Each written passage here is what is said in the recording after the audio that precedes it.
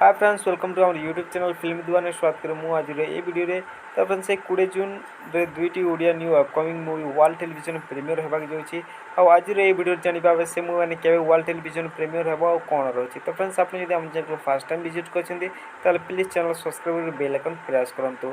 तो फ्रेंड्स ये दुईटी movie world television premiere होबो। प्रथम मूवी होछि ये भी गुटे लव स्टोरी आ जे मोर लीड कास्ट रे आपन देखिबा को पाई परबे राजेश दीपिका एवं राकेश दिव्या को। तो friends more love romance drama सहित सस्पेंस देखा पाई पारे। ता सहित 2 नंबर मूवीटी होची पिहू जे मूवी कि आप ओलीउड सुपरस्टार सिद्धांत महापात्र देखा पाई पारे। तो फ्रेंड्स पिहू मूवीटी गोटे रियल स्टोरी उपर बेस रही तो देखा दर्शकों को भल लगी पारे।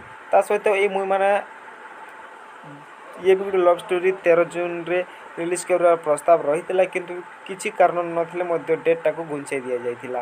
तो फ्रेंड्स एबे 20 जून रे मूवी माने वर्ल्ड टेलीविजन प्रीमियर हेबो आ आपण माने देखिबा को केते इच्छुक प्लीज ये वीडियो रो कमेंट बॉक्स रे कमेंट करके निश्चिंत भाबे जणाइबे।